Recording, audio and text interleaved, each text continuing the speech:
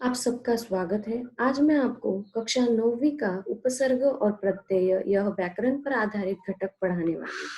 इसे पढ़ने के बाद आप मूल शब्द और उपसर्ग, मूल शब्द और प्रत्यय को अलग कर पाएंगे तथा प्रकारों को आसानी से पहचान पाएंगे। तो आइए चलते हैं कि उपसर्ग और प्रत्यय किसे कहा जाता है और इनका प्रयोग कैसे किया जाता है। उपसर्ग वे शब्दांश है जो किसी शब्द से पहले लगकर उसके अर्थ में विशेषता ला देते हैं। दूसरी भाषा में कहा जाए तो उपसर्ग किसी शब्द के आरंभ में जुड़कर उसके अर्थ में विशेषता या बदलाव ला देते हैं। उपसर्ग, उप यानी समीप रहना, सर्ग यानी सृष्टि करना। किसी शब्द के समीप रहकर उसके अर्थ में सृष्टि करना या बदलाव करना ही उपसर्ग कहलाता है। जैसे हार शब्द का अर्थ है कि हारना, लेकिन उसमें प्र उपसर्ग यदि हम लगा दें तो वो बन जाता है प्रहार, जिसका अर्थ बिल्कुल विपरीत है कि प्रहार माने कि मारना। उपसर्ग शब्द के पहले आते हैं, जैसे अन, यह उपसर्ग है जो बन शब्द में लग जाता है तो अनबन, उसका अर्थ होता है मनमुटाव। उपसर्ग की तीन विशेषताएं हैं। एक, अर्थ में बदलाव लाते हैं या विशेषता लाते हैं। दो, पूरा अर्थ बदल देते हैं। सत्य, उसमें अगर अ उपसर्ग लगा दिया जाए तो वह एकदम विपरीत बन जाता है असत्य। यश, अप लगा दिया जाए वो बन जाता है अपयश। शब्द तीसरी जो इसकी विशेषता है उपसर्ग की, कि शब्द के अर्थ में कोई खास परिवर्तन न करते वो मूलार्थ के इर्द गिर्द घूमता है, मतलब ज्यादा कुछ उसमें बदलाव नहीं होता है। उपसर्ग के कुल 5 भेद है। संस्कृत के उपसर्ग, हिंदी के उपसर्ग, उर्दू फारसी के उपसर्ग, अंग्रेजी के उपसर्ग और उपसर्ग की तरह प्रयुक्त होने वाले संस्कृत के अव्यय। तो मुख्य भेदों के बारे में हम जानेंगे। तत्सम उपसर्ग, हिंदी में प्रयुक्त तत्सम उपसर्ग संस्कृत से आए हुए हैं। अति, अप, अनु, अधि। तद्भव उपसर्ग की जो संस्कृत के ही तत्सम उपसर्गों से विकसित हुए हैं, जैसे अन, पर, नी, स, यह। आगत या विदेशी उपसर्ग। सो आगत का शब्दशः अर्थ है कि जो दूसरी भाषाओं से आए हुए उपसर्ग है। ये शब्द का ढंग ही कुछ इस प्रकार से होता है कि पता चल जाता है कि वो दूसरी भाषा से आए हुए उपसर्ग है। देखो, जैसे बेहया, बदहवास, कमसीन, फिसदी, बेबुनियाद, नामुराद, नामुमकिन। तो आदि शब्द सुनने में ही अलगाव महसूस करते हैं या अलगपन महसूस करते हैं, तो ऐसे शब्द आते हैं विदेशी उपसर्ग के अंत में। अंग्रेजी के उपसर्ग है, जैसे जनरल मैनेजर, वाइस राय, सब पोस्टर, सब इंस्पेक्टर। तो अंग्रेजी के शब्द आप तुरंत पहचान लेते हो।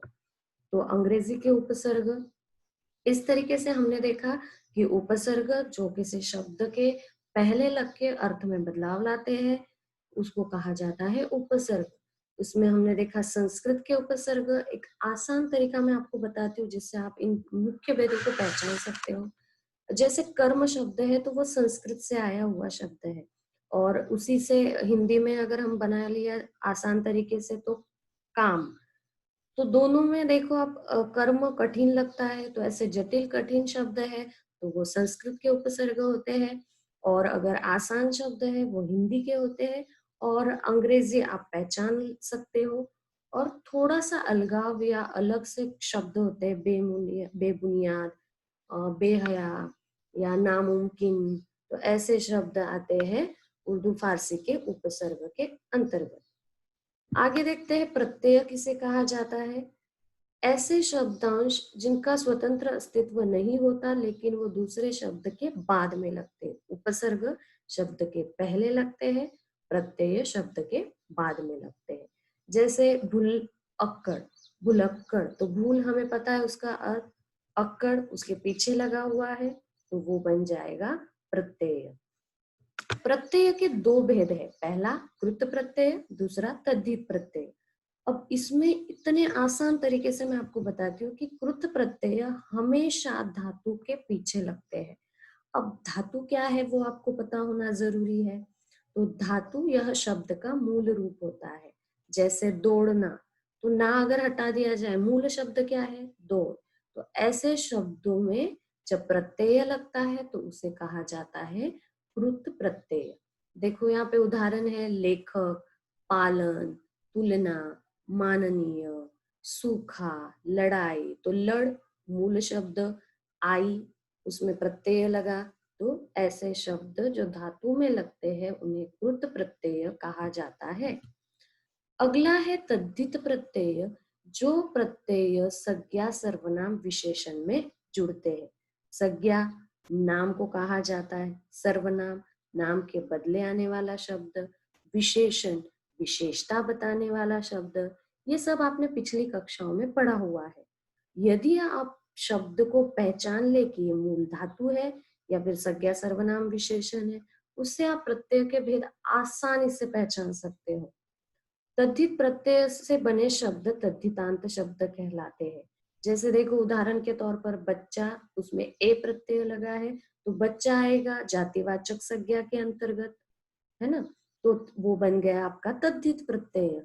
और जैसे हमने पीछे देखा, जैसे लड़ाई, लड़ यह मूल धातु है तो वो बन गया आपका कृत प्रत्यय। तो इस तरीके से तद्धित प्रत्यय और कृत प्रत्यय, ये भेद आप बड़ी आसानी से और सरलता से पहचान सकते हो। आशा करती हूँ कि इस वीडियो की सहायता से उपसर्ग और प्रत्यय पर आधारित अंक आप हासिल कर लेंगे। इस वीडियो को देखने के लिए मैं आपकी शुक्रगुजार हूँ। मैं इजाजत लेना चाहूंगी। धन्यवाद।